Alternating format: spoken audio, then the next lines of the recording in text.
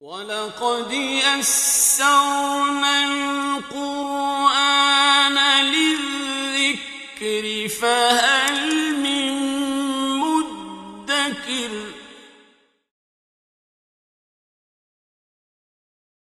أعوذ بالله من الشيطان الرجيم. يا أيها الناس اتقوا ربكم الذي خلقكم من نفس واحدة وخلق منها زوجها وبث منهما رجالا كثيرا ونساء واتقوا الله الذي تساءلون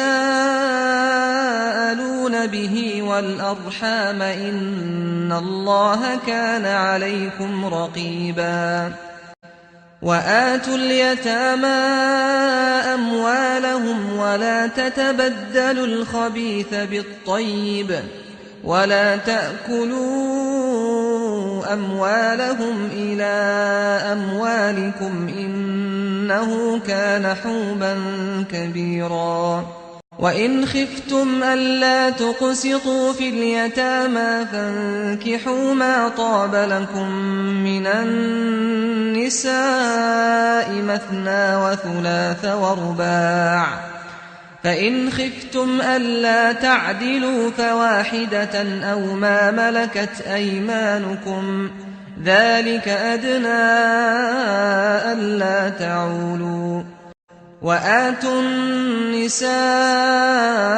صدقاتهن نحلة فإن طبن لكم عن شيء منه نفسا فكلوه هنيئا مريئا ولا تؤتوا السفهاء أموالكم التي جعل الله لكم قياما وارزقوهم فيها واكسوهم وقولوا لهم قولا معروفا وابتلوا اليتامى حتى إذا بلغوا النكاح فإن آنستم منهم رشدا فادفعوا إليهم أموالهم ولا تأكلوها إسرافا وبدارا أن يكبروا ومن كان غنيا فليستعفف ومن كان فقيرا فليأكل بالمعروف فإذا دفعتم إليهم أموالهم فأشهدوا عليهم وكفى بالله حسيبا للرجال نصيب مما ترك الوالدان والأقربون وللنساء نصيب مما ترك الوالدان والأقربون مما قل منه أو كثر نصيبا مفروضا وإذا حضر القسمة أولو القربى واليتامى والمساكين فارزقوهم منه وقولوا لهم قولا معروفا وليخشى الذين لو تركوا من خلفهم ذرية ضعافا خافوا عليهم فليتقوا الله وليقولوا قولا سديدا إن الذين يأكلون أموال اليتامى ظلما إنما يأكلون في بطونهم نارا وسيصلون سعيرا बिस्मिल्लाहिर्रहमानिर्रहीम। हम सूरह निसा का आगाज़ कर रहे हैं। इस सूरत में ख़वातीन के बारे में बहुत से मसाइल हैं, तो इस सूरत का नाम ही सूरत निसा है। ये इस सूरत का ज़माना नज़ूल जो है ग़ज़वा उहद के बाद है। ग़ज़वा उहद में जैसा कि अभी हम पढ़ चुके 70 मुसलमान शहीद हो गए, तो इतनी ही औरतें बेवा भी हो गईं और बच्चे यतीम भी हो गए, तो लिहाजा बहुत से मुआशरती मसाइल पैदा हो गए। तो इस सूरत में ऐसे ही मसाइल का जिक्र किया जा रहा है। اے لوگو اپنے رب سے ڈرو جس نے تمہیں ایک جان سے پیدا کیا اور اسی جان سے اس کا جوڑا بنایا، اور ان دونوں کے ساتھ یعنی اماں حوا اور بابا آدم کے ساتھ اللہ تعالیٰ نے بہت سی عورتیں اور مرد پیدا کر دیے، اور اللہ سے تقوی رکھو، وہ جس کا نام لے کر تم سوال کرتے ایک دوسرے سے سوال کرتے ہو، اور رشتہ داریوں کا بھی خیال رکھو کیونکہ اللہ تعالیٰ تمہارے اوپر نگران ہے، تمہارا حساب لینے والا ہے۔ قریبی رشتہ داروں سے نیکی کا سلوک کرنا بہت بڑی نیکی ہے، اور ان تعلقات کو بگاڑنا گناہ کبیرہ ہے۔ اس سلسلے میں ایک دو احادیث میں آپ کے سامنے رکھتی ہوں۔ رسول اللہ صلی اللہ علیہ وآلہ وسلم نے فرمایا کہ جو شخص چاہتا ہو کہ اس کے رزق میں فراخی ہو اور اس کی عمر لمبی ہو، اسے صلہ رحمی کرنی چاہیے، رحم کا تعلق آپس میں ملانا چاہیے۔ نیز آپ نے فرمایا قطع رحمی کرنے والا جنت میں نہیں جائے گا، لہذا کیا کرنا ہے؟ اپنے رشتے جوڑنے ہیں، جو خون کے رشتے ہیں ان کو ملانا ہے، اور اگر کسی بھی وجہ سے آپ کی قطع تعلقی ہو چکی ہے، بول چال بند ہو چکی ہے، تو یہ حدیث آپ کے سامنے رہنی چاہیے۔ یہ مسلم کی حدیث ہے، مسلم اور بخاری دونوں کی، کہ قطع رحمی کرنے والا جنت میں نہیں جائے گا۔ کہاں جائے گا پھر؟ اللہ کے پاس دو ہی جگہیں ہیں، تیسری کوئی جگہ نہیں ہے، یا جنت ہے یا جہنم ہے۔ اسی طرح رسول اللہ صلی اللہ علیہ وسلم نے فرمایا کہ بدلے کے طور پر رشتہ ملانے والا نہیں ہوتا۔ اگلے نے ہمارے ساتھ نیکی کر دی، ہم نے بھی کر دی، اگلے نے ہماری کھانا کر دیا، ہم نے بھی کر دیا، یہ تو بدلہ ہے۔ رسول اللہ صلی اللہ علیہ وسلم نے فرمایا بدلے کے طور پر رشتہ ملانے والا صلہ رحمی کرنے والا نہیں ہوتا، بلکہ صلہ رحمی کرنے والا تو وہ ہے جب اس سے رشتہ توڑا جائے تو وہ جوڑے۔ قرآن مجید بھی ہمیں کہتا ہے کہ جب آپ خرچ کریں صرف اللہ کی رضا کے لیے خرچ کریں۔ انما نطعمکم لوجہ اللہ لا نرید منکم جزاء ولا شکورا، ہم تو صرف اللہ کی رضا چاہنے کے لیے خرچ کرتے ہیں، ہم تم سے بدلہ بھی نہیں چاہتے اور ہم تم سے شکر گزاری بھی نہیں چاہتے۔ سورہ دہر کی آیت ہے۔ تو لہذا رشتہ داری جوڑنا جو ہے یہ اسلامی معاشرے کا ایک بڑا اہم فریضہ ہے، اور جو رشتہ داری جوڑتا ہے اس کے رزق میں فراخی ہوتی ہے، اس کی عمر لمبی ہوتی ہے، اور قطع رحمی کرنے والا جنت میں نہیں جائے گا۔ اللہ تعالی ہمیں اپنے رشتہ داروں کے ساتھ رشتہ داریاں نبھانے کی توفیق دے، اور جن کے رشتہ دار ان سے ناراض ہیں اللہ ہمیں اتنا بڑا دل دے دے کہ ہم انہیں معاف کر دیں اور اپنی رشتہ داریوں کو ہم قائم کریں۔ رمضان میں ویسے بھی آپ کو پتہ ہے ہر نیکی کا بہت بڑا اجر ہے، تو اس رمضان میں یہ نیکی بھی کر گزریے، دل بڑا کر لیجئے۔ اللہ کی قسم آپ اللہ کی خاطر اگر نیچے ہو جائیں گے اللہ آپ کی عزت میں اضافہ ہی کرے گا۔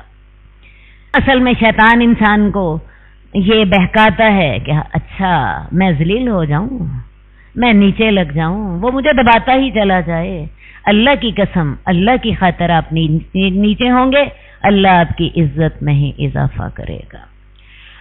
یتیموں کو ان کا مال دے دو، اور ناپاک چیز یتیموں کی اچھی چیز کو اپنی بری چیز کے بدلے نہ بدلو، ان کے مال اپنے مالوں کے ساتھ ملا کر نہ کھاؤ، یہ بہت بڑا گناہ ہے۔ اور اگر تمہیں ڈر ہو کہ تمہیں یتیموں کے بارے میں انصاف نہ کرو گے تو تم نکاح کر لو جو تمہیں عورتوں میں سے پسند آئیں، 2، 3 اور 4 کے ساتھ۔ بعض اوقات آدمی یتیم لڑکیوں سے نکاح کر لیتا ہے اور پھر ان کے ساتھ زیادتی کرتا ہے، تو اللہ تعالیٰ نے حکم دے دیا کہ اگر تمہیں یہ ڈر ہو کہ یتیم بچیوں کے ساتھ نکاح کر کے تم زیادتی کرو گے تو ان کے علاوہ دوسری عورتوں سے نکاح کر لو، اور انڈائریکٹلی اس آیت میں 4 تک نکاح کرنے کی اجازت دے دی گئی۔ یہ اجازت ہے، حکم نہیں ہے، کیونکہ آیت کا اگلا حصہ ہمیں یہ واضح کر رہا ہے۔ اب 1 سے زائد نکاح جو ہیں اسلام نے ان کی اجازت دی ہے، اور ان کی بہت سے موقعوں پہ انسان کو ضرورت پڑتی ہے۔ بعض اوقات اولاد نہیں ہوتی، انسان اس کی خاطر نکاح کر لیتا ہے، بعض اوقات مرد اپنی ضرورتوں کی خاطر نکاح کر لیتا ہے، کیونکہ عورت اپنی زندگی کا جوانی کا بہت سا حصہ حیض میں، بچے حمل میں اور رضاعت میں گزارتی ہے۔ اب بعض مرد تو صبر کر لیتے ہیں، بعض مرد صبر نہیں کرتے۔ جو صبر نہیں کرتے ان کو شریعت نے اجازت دی ہے کہ وہ نکاح کریں، ایک عورت کی پوری ذمہ داری اٹھائیں اور ایک اور گھر بنا لیں، لیکن شریعت نے فحاشی کی، ناجائز نظر بازی کی اجازت کہیں بھی نہیں دی۔ اس کے علاوہ ایک اور بہت بڑی حقیقت یہ ہے کہ دنیا میں عورتوں کی جو تعداد ہے وہ بہت زیادہ ہے۔ آپ اپنے آمنے سامنے دیکھ لیجئے، ایک ایک گھر میں 6 بیٹیاں ہوتی ہیں، بیٹا 1 یا 2 ہوتا ہے۔ پاکستان میں یہ مسئلہ بہت گمبھیر ہو چکا ہے اور یہ مسئلہ ابھی اور بڑھے گا، کیونکہ حدیث میں آتا ہے کہ قیامت کے قریب ایک مرد کے ساتھ 40 عورتیں ہوں گی جو اس کی پناہ پکڑیں گی۔ اب ایسی حالتوں میں مردوں کی تعداد تھوڑی ہے، عورتوں کی تعداد زیادہ ہے۔ اب جو عورتیں بچ جاتی ہیں وہ کیا فحاشی کریں؟ کیا وہ دوسری عورتوں کے گھر اجاڑے؟ تو شریعت نے اس کا بڑا ایک جائز اور بڑا ایک لاجیکل حل دیا ہے کہ ایک ایسا آدمی جو کہ 1 سے زائد بیویوں کی ذمہ داری اٹھا سکتا ہے وہ 1 سے زائد کی ذمہ داری اٹھا لے، اور یہی حل ہے ان تمام مسائل کا، بڑا فطری حل اللہ تعالیٰ نے دیا ہے۔ اور اگر تم ڈرو کہ تم انصاف نہ کر سکو گے تو ایک ہی کافی ہے۔ اب 1 سے زائد بیوی کی صورت میں انصاف کرنا لازمی ہے، یہ انصاف مادی معاملات میں ہونا چاہیے جو کہ گنے جا سکتے ہوں، اور اگر تمہیں یہ ڈر ہو کہ تم انصاف نہ کر سکو گے تو 1 بیوی ہی کافی ہے، یا جو کوئی لونڈی ہو، یہ زیادہ قریب ہے کہ تم بے انصافی نہ کرو، عورتوں کو ان کے مہر خوش دلی سے دے دیا کرو، اور اگر وہ تمہارے لیے اس میں سے کچھ اپنے دل سے چھوڑ دیں تو اس کو تم آرام سے کھا سکتے ہو۔ لیکن ہمارے ہاں مردوں نے اس کو اپنا حق سمجھ لیا، یہاں پہ تصور ہی نہیں ہے کہ کوئی مرد مہر ادا کرے، حالانکہ اللہ کا حکم ہے اپنے مہر عورتوں کو ان کے مہر خوش دلی سے، کھلے دل سے ادا کیا کرو۔ ہاں اگر وہ اپنی خوشی سے، اپنے دل کی رضامندی سے تمہیں اس کو کچھ حصہ چھوڑ دیں تو پھر تو تمہارے لیے جائز ہے، جبکہ یہاں مرد دھمکی کے ساتھ، طاقت کے ساتھ عورت سے جبرن منوا لیتے ہیں۔ لیکن فتویٰ یہ ہے کہ اگر کوئی عورت اپنا مہر دوبارہ مانگے تو اس کو مہر دوبارہ دینا لازمی ہے، کیونکہ یہ اس کا مانگنا ہی اس بات کی علامت ہے کہ اس نے خوش دلی سے نہیں دیا تھا۔ اگر اس نے خوش دلی سے دیا ہوتا تو وہ دوبارہ کیوں مانگتی؟ اور بے وقوف لوگوں کو اپنے مال نہ دیا کرو جنہیں اللہ تعالیٰ نے تمہارے لیے روزی کا ذریعہ بنایا ہے۔ ایسے یتیم جو کہ ابھی نابالغ ہوں اور ان کے سرپرست ان کے مال کے ساتھ ان کی زندگی کا انتظام کر رہے ہوں، انہیں وہ مال ان یتیموں کو، نابالغ یتیموں کو نہیں دینا چاہیے۔ اور بے وقوف لوگوں کو اپنے مال نہ دو جن کو اللہ تعالیٰ نے تمہارے لیے روزی کا ذریعہ بنایا ہے، انہیں اس میں سے کھلاؤ اور ان میں سے پہناؤ اور انہیں نیکی کی بات کہہ دو، اور یتیموں کو آزماتے رہو جب تک کہ وہ نکاح کی عمر کو نہ پہنچ جائیں۔ اگر تم ان میں ہوشیاری پاؤ، سمجھداری پاؤ تو ان کے مال ان کے حوالے کر دو۔ جب وہ بالغ ہو جائیں ان کو آزماؤ، سمجھدار ہیں، اس قابل ہیں کہ اپنا مال ضائع نہ کریں گے، سنبھال سکیں گے، ان کی مال ان کی امانت ہے، ان کے حوالے کر دو۔ وہ مال تمہارا بہرحال نہیں ہے، اور اس کو فضول خرچی سے اور جلدی نہ کھا جاؤ کہ وہ بڑے ہو کے تم سے کہیں حساب نہ لیں۔ جو کوئی مالدار ہے تو وہ یتیموں کے مال سے بچتا رہے، لیکن جو کوئی فقیر ہو تو وہ یتیموں کے مال کی اجرت لے سکتا ہے۔ مثال کے طور پہ ایک شخص یتیم کے مکان کی سرپرستی کر رہا ہے، اب اس مکان کی مینٹیننس کے لیے اس غریب آدمی کو اپنا وقت دینا پڑتا ہے، اس کی دہاڑی ماری جاتی ہے، اور وہ سوچتا ہے کہ نہیں، میں اس یتیم کے مکان کی نگرانی نہیں کرتا، اس طرح تو میرے بچے بھوکے رہ جائیں گے۔ تو اس صورت میں اللہ تعالیٰ نے اس غریب کو اجازت دی ہے کہ وہ اس یتیم کے مال کی مینٹیننس کے لیے جو وقت دے رکھا ہے اس وقت کی وہ اجرت لے لے، کیونکہ اگر وہ اجرت بھی لے لے گا تب بھی یتیم کو یہ فائدہ ہو جائے گا، کیونکہ وہ یتیم کا رشتہ دار ہوگا، وہ اس کی پھر بھی خیر خواہی کر لے گا۔ تو لہٰذا جو امیر ہے وہ تو یتیم کے مال کی نگہداشت بغیر معاوضے کے کرے، لیکن جو غریب ہے وہ یتیم کے مال کی نگہداشت معاوضے کے ساتھ بھی کر لے تو جائز ہے۔ اور جب تم ان کے مال ان کے حوالے کر دو تو گواہ مقرر کر لو، تاکہ کل کو کوئی یہ نہ کہے کہ تم یتیم کا مال کھا گئے ہو۔ انسان کو اپنی پوزیشن ہمیشہ صاف رکھنی چاہیے۔ اللہ تعالی ہمیں یہی سکھاتے ہیں۔ اللہ کا ڈر ایک علیحدہ چیز ہے، لیکن لوگوں کے سامنے بھی اپنی عزت کا معاملہ صاف ہونا چاہیے۔ لہٰذا جب تم یتیموں کو ان کا مال دیتے ہو تو ان کے اوپر گواہ مقرر کر لو، اور حساب لینے کے لیے تو اللہ کی ذات خود ہی کافی ہے۔ مردوں کو اس میں سے حصہ ملے گا جو ان کے والدین چھوڑ گئے اور جو قریبی رشتہ دار چھوڑ گئے، اور عورتوں کو بھی اس میں سے حصہ ملے گا جو ان کے والدین اور قریبی رشتہ دار چھوڑ گئے، خواہ وہ قلیل ہو یا کثیر ہو، یہ حصہ فرض کیا ہوگا۔ اب یہاں سے وراثت کے مسائل شروع ہو رہے ہیں۔ وراثت کے مسائل کے لیے دو باتیں بڑی اہم ہیں۔ سب سے پہلی بات، جو میت اپنا ورثہ چھوڑ کر جائے، خواہ وہ 10,000 روپے ہوں یا 10 روپے ہوں، تھوڑا ہو یا بہتا، سارا تقسیم کیا جائے گا، اور اس تقسیم میں عورتیں بھی شامل ہوں گی اور مرد بھی شامل ہوں گے۔ یاد رہنا چاہیے جس وقت یہ آیات اتری عربوں میں صرف بڑا بیٹا سارے ورثے کا مالک ہوتا تھا۔ اللہ تعالیٰ نے یہ انقلابی قدم اللہ تعالیٰ نے یہ ایک انقلاب پیدا کر دیا دنیا میں، عورتوں کا حصہ مقرر کر کے۔ عورتوں کو ایک حصہ ملے گا، مردوں کو 2 حصے ملیں گے، اور عورتوں کو بھی اپنے والدین اور قریبی رشتہ داروں سے حصہ ملے گا، اسی طرح مردوں کو بھی اپنے والدین اور قریبی اعزہ کی طرف سے حصہ ملے گا۔ اور چوتھی بات یہ حصہ اللہ نے مقرر کیا ہوگا، یہ فرض ہوگا، اس میں کمی بیشی نہیں ہو سکتی۔ اور جب تقسیم کے وقت رشتہ دار، یتیم، مسکین اکٹھے ہو جائیں تو ان کو اس میں سے کچھ دے دو۔ کسی رشتہ دار کا خیال ہوتا ہے شاید میرا بھی حصہ ہو جائے، لیکن اس کا حصہ نہیں نکلا۔ اسی طرح بعض یتیم اور مسکین اکٹھے ہو جاتے ہیں کہ شاید مال کی تقسیم ہو رہی ہے تو کچھ ہمیں بھی مل جائے، تو ایسے لوگوں کو اس میں سے ایک کھانا کھلا دو، ان کو اس میں سے رزق دو، ان کو اس میں سے کچھ کھلا دو، اور ان کو اچھی بات کہہ دو، اور وہ لوگ ڈریں۔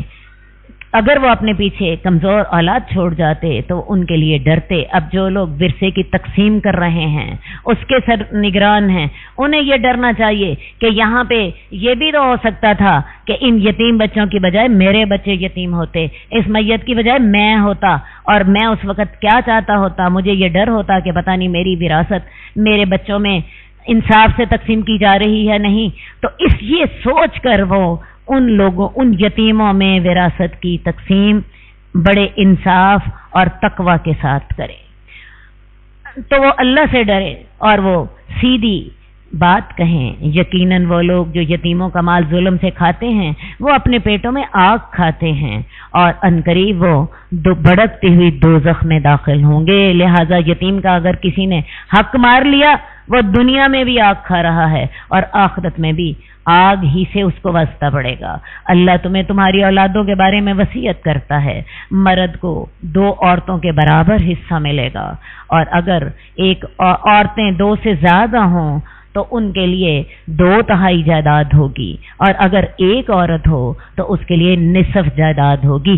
اب ان آگے 3 آیات آ رہی ہیں، ان 3 آیات میں اللہ تعالیٰ نے وراثت کے تمام مسائل جو ہیں بڑی جامع طریقے سے بتا دیے ہیں۔ جائیداد میں سب سے جو پہلا حقدار ہے وہ اولاد ہوتی ہے۔ ویسے جائیداد میں 3 حصے دار ہیں جو کہ ایٹ اے ٹائم حصے دار ہوں گے، اولاد، والدین، زوجین، یہ تینوں حقدار ہوتے ہیں، اور ایک دوسرے کے حصے کو ختم نہیں کرتا بلکہ تینوں ایٹ اے ٹائم حصے دار ہوتے ہیں۔ ان میں سے سب سے پہلے اولاد کا ذکر آیا۔ اگر بیٹا نہ ہو، اگر تو بیٹا ہو، بیٹا اور بیٹی ہو، تو پھر بیٹے کا حصہ 1 اور بیٹی کا حصہ آدھا، یا بیٹے کے حصے 2، بیٹی کا حصہ 1۔ لیکن اگر بیٹا موجود نہ ہو اور صرف کسی کی 2 ہی بیٹیاں ہوں یا 2 سے زیادہ ہوں، مثال کے طور پہ 4 بیٹیاں ہیں، 6 بیٹیاں ہیں، تو ان کو پوری جائیداد کا 2/3 حصہ مل جائے گا، پوری جائیداد کا 2/3 حصہ مل جائے گا۔ اور اگر کسی کی 1 ہی بیٹی ہے، بیٹا نہیں ہے، تو اس کو آدھی جائیداد ملے گی۔ اسی طرح اگر کسی کا صرف 1 بیٹا ہو تو اس کو پوری جائیداد مل جاتی ہے۔ تو عورتیں چونکہ مردوں سے آدھا حصہ پاتی ہیں، اس لیے ایک بیٹی کا حصہ آدھی جائیداد ہوگی، لیکن اگر 2 یا 2 سے زیادہ بیٹیاں ہوں تو ان کا حصہ 2/3 جائیداد ہوگی۔ اور ان کے ماں باپ کے لیے ہر ایک کے لیے ان میں سے چھٹا حصہ ہے، اس میں سے جو میت چھوڑ گئی اگر ان کی اولاد ہے۔ اب آگے والدین کا حصہ آ رہا ہے۔ والدین کا حصہ اولاد کی موجودگی میں بھی 1/6 حصہ ہوتا ہے۔ ماں کا بھی حصہ 1/6، باپ کا بھی حصہ 1/6 اگرچہ اولاد موجود ہو۔ اور اگر اولاد موجود نہ ہو اور اس کے وارث اس کے ماں باپ ہی ہوں تو اس کی ماں کا حصہ تیسرا ہے۔ اب ایک اور صورت آ گئی، میت کی اولاد بالکل نہیں ہے، تو اب وارث کون ہوگا؟ صرف والدین۔ جیسے اولاد ماں باپ کی پوری وارث ہوتی ہے، آپ کو پتہ ہے ایک بیٹا ہو پوری جائیداد کا وارث ہوتا ہے، اسی طرح اگر کسی میت کا صرف باپ وارث موجود ہو تو وہ بھی صرف اکیلا باپ ہی پوری جائیداد کا مالک ہوگا۔ لیکن اگر باپ کے ساتھ ماں بھی موجود ہے اور میت کی اولاد نہیں ہے اور والدین ہی وارث ہیں تو پھر ماں کا حصہ 1/3 ہوگا اور باقی جائیداد باپ کا حصہ ہوگی۔ اور اگر اس کے بہن بھائی ہیں تو اس کی ماں کا حصہ چھٹا ہوگا۔ اب ایک اور صورت آ گئی، پہلی صورت تھی میت کی اولاد ہے، ماں کا حصہ چھٹا۔ دوسری صورت ہے میت کی اولاد نہیں اور والدین ہی وارث ہیں، اس صورت میں ماں کا حصہ تیسرا، باپ کا حصہ باقی ساری جائیداد۔ تیسری صورت ہے کہ میت کی اولاد تو نہیں ہے لیکن میت کے بہن بھائی ہیں، میت کے بہن بھائی ہیں، اس صورت میں باپ کی ذمہ داریاں کفالت کے اعتبار سے بڑھ جاتی ہیں۔ اس صورت میں ماں کا حصہ پھر چھٹا ہو جائے گا اور باپ کا باقی 5/6 حصہ باپ لے جائے گا۔ اور اس تفصیل سے آپ کو یہ بھی پتا چلا کہ جب والدین باپ اگر موجود ہے تو بہن بھائیوں کو کچھ نہیں ملتا، اسی طرح اولاد موجود ہو تب بھی بہن بھائیوں کو کچھ نہیں ملتا، والدین باپ موجود ہو تب بھی بہن بھائیوں کو کچھ نہیں ملتا۔ یہ سب کچھ وصیت کے بعد ہوگا۔ جس کی کوئی وصیت کرے یا قرض کے بعد میت جب فوت ہو جائے تو جلد سے جلد وراثت تقسیم کر دی جائے۔ ہمارے ہاں ایک عام طریقہ ہے کہ 20 سال گزر جاتے ہیں، جو بیٹا مکان میں باپ کے ساتھ رہتا تھا وہ اسی مکان میں رہتا رہائش اختیار کرے رکھتا ہے، حالانکہ اصول یہ ہونا چاہیے کہ میت کی فوت ہونے کے جلد بعد 3 دنوں کے بعد یہ سارے معاملات جو ہیں طے کرنے کی سوچی جائے۔ باقی وہ علیحدہ بات ہے کہ گھر کو بے سیل کرتے کرتے اگر کوئی مہینہ 2 لگ جاتے ہیں تو علیحدہ بات ہے، ورنہ حقیقت میں بہت سی زیادتیاں ہو رہی ہوتی ہیں۔ خاص طور پہ وہ جو بیٹا رہائش اختیار کر کے بیٹھا ہوتا ہے وہ اس رہائش کا جو کرایہ ہے 20,000 یا 30,000 یا 10,000 وہ ظلم کے ساتھ خود لے رہا ہوتا ہے، جبکہ باقی اولاد کو وہ نہیں مل رہا ہوتا۔ تو یہ بڑی باریک بینی کے ساتھ وراثت کے مسائل جو ہیں جلدی طے کر دینے چاہیے۔ تو جب بھی میت کوئی فوت ہو تو سب سے پہلے اس کی وراثت میں سے وصیت کو نکالنا چاہیے۔ وصیت سے بھی پہلے اگر قرض ہے تو قرض نکالیں، بعض اوقات بیوی کا مہر بھی نہیں دیا ہوتا میت نے، وہ بھی نکالا جائے، کوئی اور قرض ہے اس کو نکالا جائے۔ اس کے بعد جو مال بچے اس میں سے 1/3 وصیت نکالی جا سکتی ہے۔ اور پیچھے بھی ہم نے پڑھا تھا کہ وصیت 1/3 سے زیادہ نہیں ہونی چاہیے اور وارثوں کے لیے بھی وصیت نہیں ہوتی۔ وصیت کسی ایسی 3rd پرسن کے لیے ہو سکتی ہے جس کا حصہ شریعت نے مقرر نہیں کیا۔ تو وراثت نکالی جائے۔ وصیت کے بعد جو اس کی کوئی وصیت کرے یا قرض کے بعد تمہارے باپ، تمہارے بیٹے، تم نہیں جانتے تمہارے ان میں سے تمہیں نفع پہنچانے میں کون قریب تر ہے، یہ سب کچھ اللہ نے فرض کر دیا، کیونکہ اللہ تعالیٰ تو جاننے والا اور حکمت والا ہے۔ ورنہ اگر انسان پر اللہ چھوڑتے تو انسان صرف ان بیٹوں کو وارث بناتا جو بیٹے مال کمانے میں اس کا ساتھ دے رہے ہوتے۔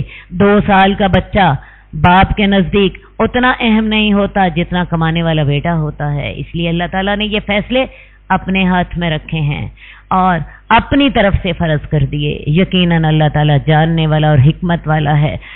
اور خاص طور پر اولاد، جب اولاد کی شادی ہو جاتی ہے تو اسے اپنی اولاد پیاری ہو جاتی ہے، پھر اسے والدین یاد نہیں رہتے. اسی لیے اللہ تعالیٰ نے ان ساری انسان کی جو کمزوریوں کو سامنے رکھتے ہوئے وراثت کے احکامات خود فرض کر دیے.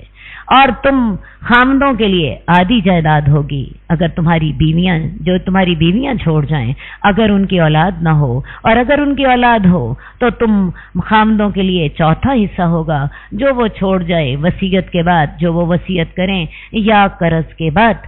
اب اگلا معاملہ زوجین کا آ گیا. پہلے اولاد کا معاملہ آیا، پھر والدین کا معاملہ آیا، اب زوجین کا معاملہ. اگر ایک میت بیوی ہے تو بیوی جتنی اپنا مال چھوڑ گئی ہے اس میں سے خامند کا حصہ آدھا ہوگا. اگر بیوی کی اولاد نہیں ہے، نہ اس شوہر سے نہ کسی پہلے شوہر سے، لیکن اگر بیوی کی اولاد ہے تو پھر خامند کا حصہ چوتھا ہوگا. اور اگر میت خامند ہو تو بیوی کو چوتھا حصہ ملے گا اگر خامند کی اولاد نہ ہو، نہ اس بیوی سے نہ کسی اور بیوی، کسی پہلی بیوی سے. اور اگر خامند کی اولاد ہے تو بیوی کا حصہ 8واں ہوگا، خواہ وہ ایک بیوی ہے یا 2 بیویاں ہیں، 2 بیویاں اسی 1/8 حصے کو تقسیم کر لیں گی. اور یہ سارا کچھ وصیت کے بعد ہوگا. اور اگر تمہاری اولاد ہے تو ان بیویوں کے لیے 8واں حصہ ہے جو تم چھوڑو وصیت کے بعد، جس کی تم وصیت کرتے ہو یا قرض کی ادائیگی کے بعد. اب ایک اور صورت پیدا ہو رہی ہے. اگر کوئی ایک آدمی ہے جس کی وراثت ہے، وہ آدمی کلالہ ہے یا کوئی عورت کلالہ ہے اور اس کا ایک بھائی اور ایک بہن ہے، تو اس کے لیے اس میں سے 6واں حصہ ہے. اب ایک اور صورت ہے. آپ کو پتا وارث تو 2 ہی تھے، یا تو اولاد یا باپ. ایک بیٹا ہو پوری جائیداد لے جاتا ہے، باپ اکیلا موجود ہو پوری جائیداد لے جاتا ہے. اب کسی کا بیٹا بھی نہیں ہے اور باپ بھی نہیں ہے، نہ اس کی اصل ہے نہ اس کی فرع ہے، تو اس صورت میں بہن بھائی وارث ہوں گے. اور بہن بھائی اس طرح وارث ہوں گے جیسے اولاد وارث ہوتی ہے. لیکن یہ سگے بہن بھائیوں کی بات ہو رہی ہے. اگر ماں شریک بہن بھائی ہوں، ماں شریک، باپ کوئی اور ہے، ماں ایک ہے، تو ایسے بہن بھائی میت کے 1/3 حصے سے زیادہ کا اختیار نہیں رکھتے. ماں شریک بہن بھائی اگر ایک بھائی ہو اور ایک بہن ہو تو بھائی بھی 1/6 لے گا اور بہن بھی 1/6 لے گی. یہاں وہ اصول نہیں چلے گا بھائی کا حصہ زیادہ اور بہن کا کم، کیونکہ یہ اللہ نے خود مقرر کر دیا. اور اگر وہ ایک بھائی اور ایک بہن سے زیادہ ہوں تو وہ 1/3 میں شریک ہوں گے وصیت کے بعد، جس کی وصیت کی جائے یا قرض کے بعد. اور وصیت میں کسی کو تکلیف نہ دی جائے. یہ اللہ تعالیٰ کا حکم ہے اور اللہ تعالیٰ تو جانتا ہے اور تحمل والا ہے. یہ اللہ کی حدود ہیں، اور جو اللہ کی حدود سے آگے جو اللہ اور اس کے رسول کی اطاعت کرے اللہ اسے جنت میں داخل کرے گا جس کے نیچے سے نہریں بہتی ہوں گی، وہ اس میں ہمیشہ رہیں گے. اور یہی ہمیشہ کی کامیابی ہے. اور جو اللہ اور اس کے رسول کی نافرمانی کرے، اللہ کی حدود سے آگے بڑھ جائے، تو اللہ اسے دوزخ میں داخل کرے گا جس میں وہ ہمیشہ رہے گا، اور اس کے لیے ہمیشہ رسوا کرنے والا عذاب ہے.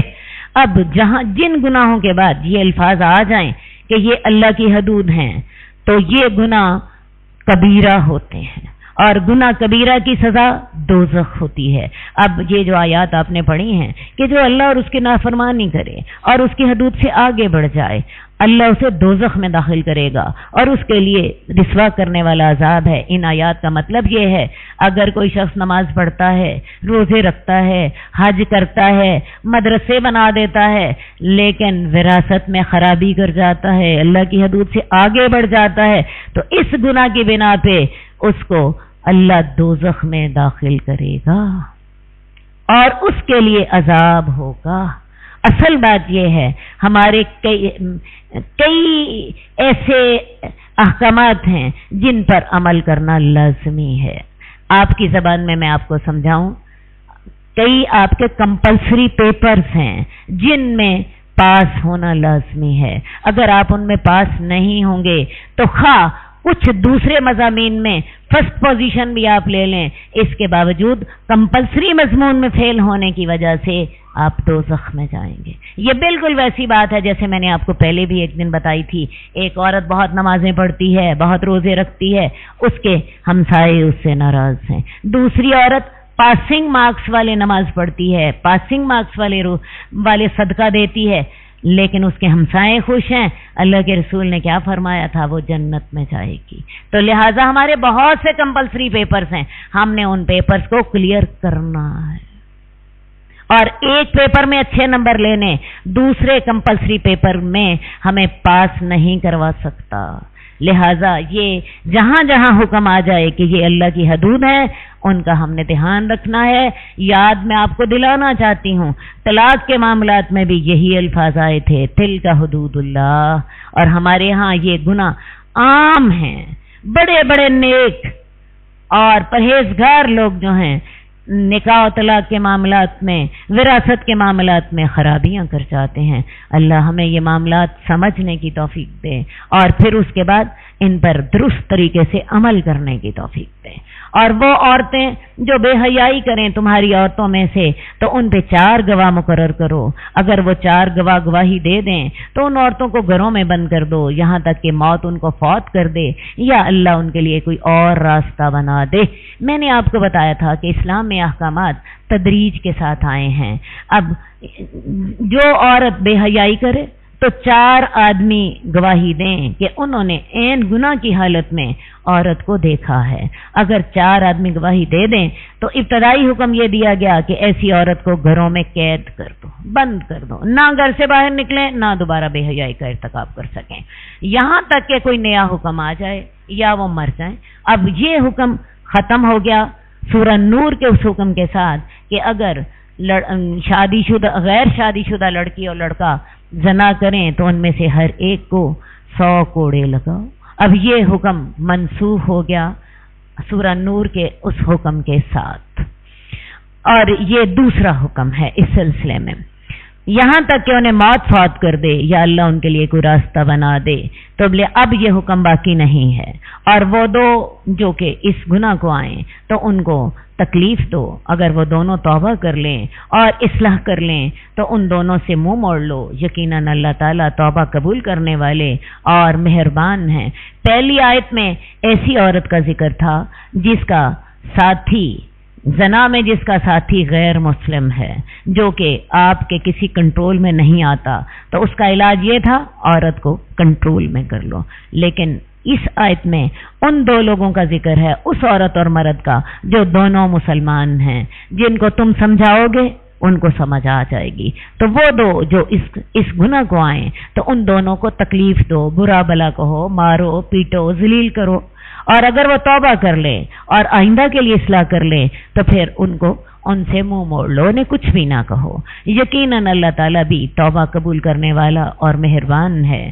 یقیناً اللہ کے ذمے ان لوگوں کے لیے توبہ ہے جو برائی جہالت کے ساتھ کرتے ہیں پھر جلد ہی توبہ کر لیتے ہیں، تو ایسے لوگوں کی اللہ توبہ قبول کرتا ہے، اور اللہ تعالیٰ تو جاننے والا اور حکمت والا ہے۔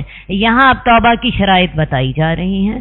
توبہ کی شرطوں میں سب سے پہلے ایسے شخص کی اللہ توبہ قبول کرتے ہیں جو جہالت کے ساتھ گناہ کرے۔ اب جہالت سے 2 مراد ہیں، ایک تو یہ ہے کہ واقعی انسان کو علم نہ ہو کہ یہ گناہ تھا، اور دوسری اللہ کی رحمت نے ہمیں ایک آسانی دے دی ہے، غصے میں بھی انسان جب اندھا ہو جاتا ہے تو وہ بھی جہالت ہی ہوتی ہے، وہ ایک وقتی جہالت ہوتی ہے۔ تو انسان کو جو ہی احساس ہو کہ میرے سے کیا غلطی ہو گئی، اسی وقت اللہ سے توبہ کر لے تو پھر وہ جلدی توبہ کرتے ہیں۔ جو ہی احساس ہوا کہ میں کیا بک گیا، میں کیا کر گیا، وہ فوراً توبہ کرتے ہیں۔ تو اللہ تعالیٰ ایسے لوگوں کی جو جہالت سے گناہ کریں توبہ قبول کر لیتے ہیں، اور ان لوگوں کی بھی اللہ توبہ قبول نہیں کرتے جو برائیاں کرتے جاتے ہیں، یہاں تک کہ جب ان کو موت آ جاتی ہے تو وہ شخص کہتا ہے میں تو اب توبہ کرتا ہوں، تو موت کے وقت کی توبہ قبول نہیں۔ آپ کو پتہ ہے موت کے وقت تو فرعون نے بھی کہا تھا کہ میں موسیٰ کے رب پر ایمان لاتا ہوں، لیکن اس وقت کی توبہ قبول نہیں۔ اور ان لوگوں کے بھی اللہ توبہ قبول نہیں کرتے جو مر جاتے ہیں اور کفر کی حالت میں ہوتے ہیں، کیونکہ توبہ قبول کرنے کے لیے آپ جس سے توبہ کر رہے ہیں اس پر ایمان لانا تو لازم ہے۔ آپ اللہ کے ساتھ تو انکار کر رہے ہیں اور ساتھ توبہ کر رہے ہیں، یہ کیسے ممکن ہو سکتا ہے کہ اللہ آپ کی توبہ قبول کرے؟ تو توبہ کے لیے اللہ پر ایمان لانا بھی لازمی ہے، توحید پر کاربند ہونا لازمی ہے۔ ایسے لوگوں کے لیے ہم نے، کیسے لوگوں کے لیے؟ کافروں کے لیے ہم نے دردناک عذاب تیار کر رکھا ہے۔ اے ایمان والو، تمہارے لیے یہ جائز نہیں کہ تم عورتوں کے زبردستی وارث بن جاؤ اور ان کو نہ روکو کہ تم لے جاؤ جو تم نے ان کو دیا تھا، ہاں اگر وہ واضح بے حیائی کو آئیں۔ اب یہ ہے کہ عورتوں کے زبردستی وارث نہ بن بیٹھو، اور گھر میں قید رکھنے کا اختیار صرف اسی صورت میں ہوگا کہ بدکاری کا ارتکاب کرے۔ اس کے علاوہ انہیں اس لیے نہ روکو کہ تم نے جو انہیں حق مہر وغیرہ دیا ہے وہ تم ان سے واپس لے لو۔ بعض اوقات مرد خود طلاق نہیں دیتا، اسے پتا ہوتا ہے میں طلاق دوں گا تو مجھے مہر جو ہے بیوی کے پاس چھوڑنا پڑے گا، وہ ایسے حالات پیدا کر دیتا ہے کہ بیوی تنگ پڑ کے خود طلاق کا مطالبہ کرے اور اس صورت میں اس کو مہر واپس مل جائے۔